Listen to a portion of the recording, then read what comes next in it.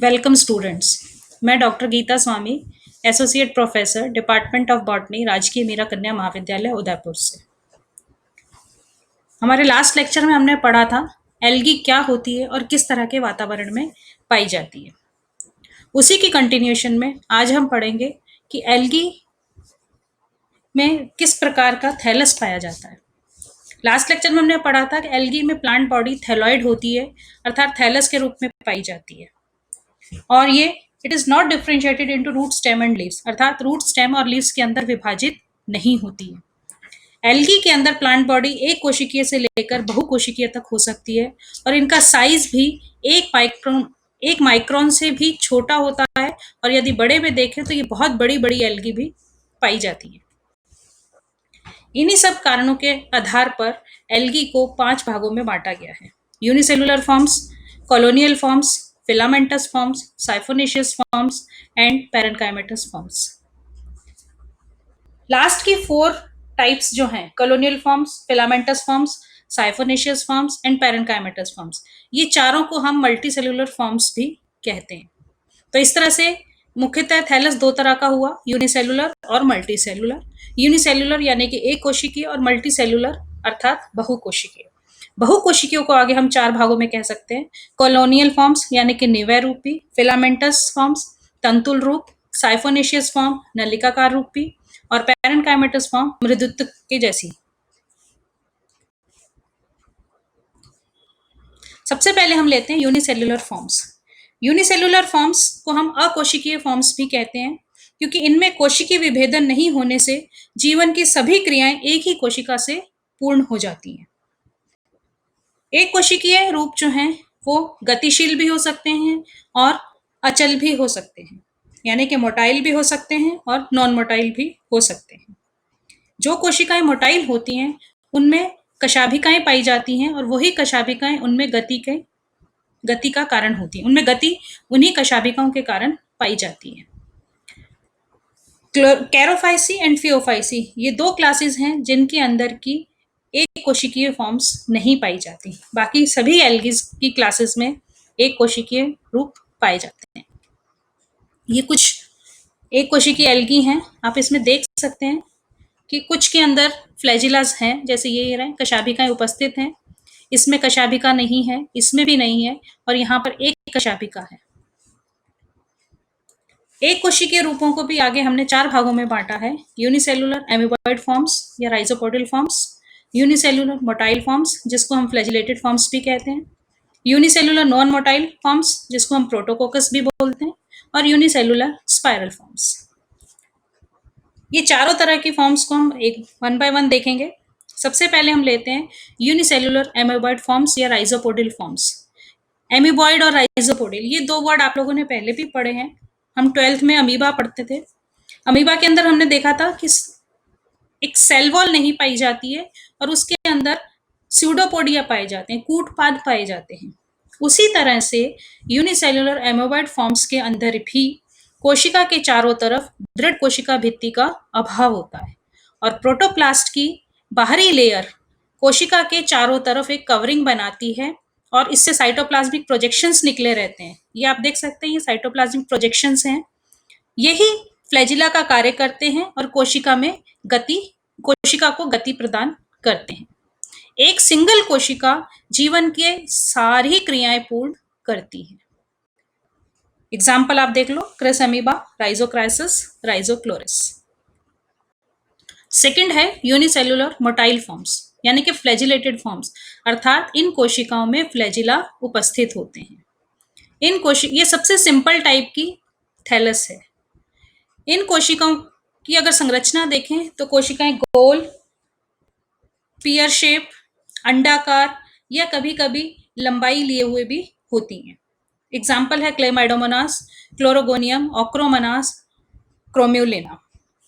इसमें कोशिकाएं फ्लैजिलेटेड होती हैं, और फ्लैजिलास की संख्या और उनकी पोजीशन हर क्लास में अलग अलग तरह से होती है। कुछ एग्जाम्पल्स हैं, जैसे क्लोरोफाइसी, इसका एग्जाम्पल है क्लेमाइडोमोनास। आप इसमें देख सकते हैं कि इसके अंदर 2 कशाभिकाएं हैं।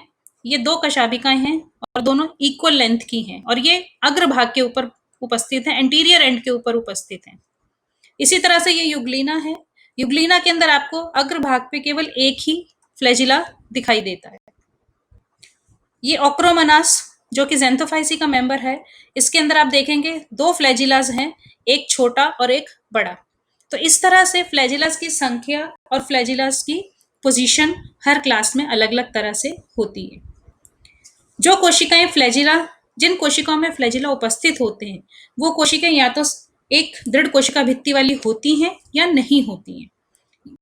जिनमें दृढ़ कोशिका भित्ति पाई जाती है उसका एग्जाम्पल है क्लेमाइडोमोनास, और जहां पर कोशिका भित्ति नहीं पाई जाती है उसका एग्जाम्पल है युग्लिना। कशाभिका युक्त कोशिकाएं साइनोफाइसी, फियोफाइसी, रोडोफाइसी और बेसिलियोफाइसी के अंदर नहीं पाई जाती। Third one unicellular non motile, जिसको हम प्रोटोकोकस भी कहते हैं। इस तरह की एल्गी के अंदर कोशिकाओं पे फ्लैजिला, आई स्पॉट अनुपस्थित होते हैं। इनके अंदर संरचनाओं में बहुत विभिन्नताएं पाई जाती हैं, जैसे कि साइनोफाइसी है। साइनोफाइसी के अंदर सेल्स में फ्लैजिलाज नहीं होते हैं और साथ ही साथ वेल ऑर्गेनाइज न्यूक्लियस और प्लास्टिड का भी अभाव होता है। इसी तरह से बेसिलियोफाइसी है, जिसको हम डायटम्स भी जिसका एग्जाम्पल हम डायटम्स देखते हैं। उसके अंदर कोशिकाएं 2 थीका से मिलकर के बनी होती हैं। ये आप देख सकते हैं, ये 2 थीका हैं जो कि बीच में एक मेखला पट्टी के द्वारा, गर्डल बैंड के द्वारा आपस में जुड़े हैं। Fourth one is unicellular spiral forms, एक कोशिकीय सर्पिलाकार रूप।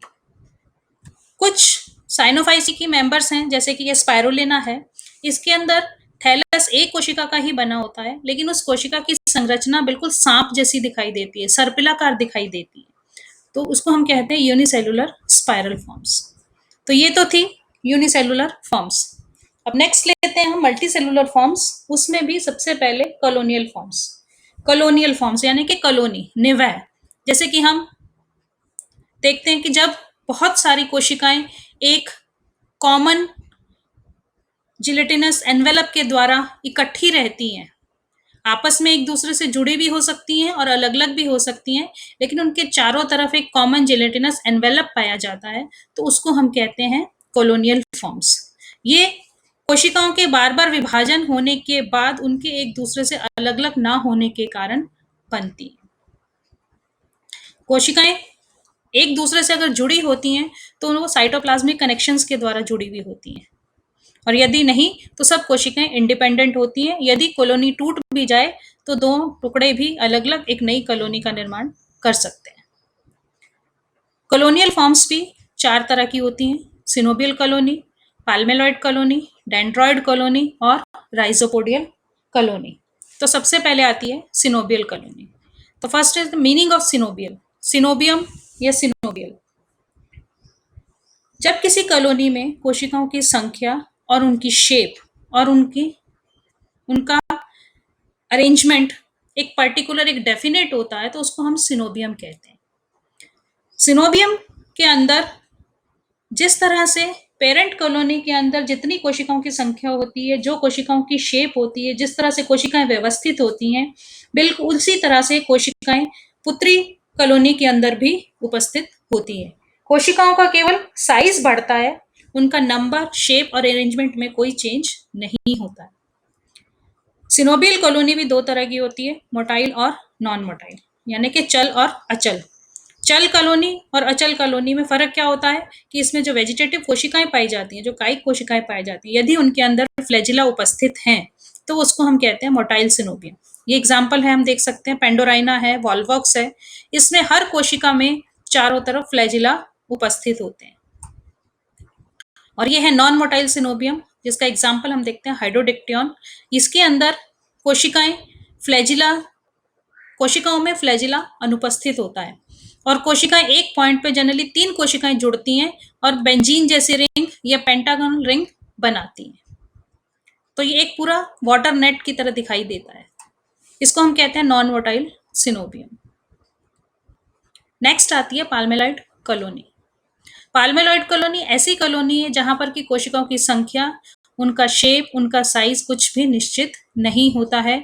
कोशिकाएं एक इर्रेगुलर क्रम के अंदर एक कॉमन म्यूसिलेजन मैट्रिक्स के अंदर पाई जाती हैं और सब एक दूसरे से इंडिपेंडेंट होती हैं और एक इंडिविजुअल की तरह कार्य करती हैं।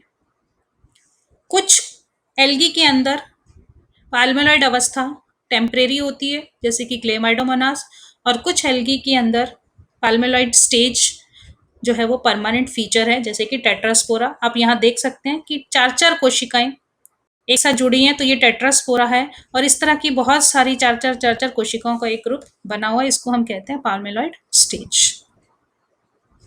नेक्स्ट आती है डेंड्रॉइड कॉलोनी, जिसको हम वृक्षाभ कॉलोनी भी कहते हैं। वृक्षाभ मतलब वृक्ष जैसी। कुछ एल्गी, छोटी छोटी एल्गी, उनके अंदर म्यूसिलेजिनस थ्रेड्स पाए जाते हैं। ये देख सकते हैं आप, म्यूसिलेजिनस थ्रेड्स हैं। इन सब कोशिकाओं के थ्रेड्स आपस में जुड़ करके एक वृक्ष का रूप ले लेते हैं, जिसको हम कहते हैं माइक्रोस्कोपिक ट्री, सूक्ष्मदर्शीय वृक्ष। तो ऐसी कॉलोनी को हम कहते हैं डेंड्रॉइड कॉलोनी। एग्जाम्पल है इसका क्राइसोडेंड्रॉन। नेक्स्ट आती है राइजोपोडियल कॉलोनी। राइजोपोडियल कॉलोनी आप देखिए यहाँ पर कि अमीबा जैसे सेल्स हैं जिनके राइजोपोडिया आपस में जुड़ करके एक कॉलोनी बनाते हैं, तो इसको हम कहते हैं राइजोपोडियल कॉलोनी। एग्जाम्पल इसका है क्राइसिडिएस्ट्रम। आज के लिए इतना ही बहुत है। नेक्स्ट हम करेंगे फिलामेंटस फॉर्म्स और बाकी बचे हुए फॉर्म्स। Thank you.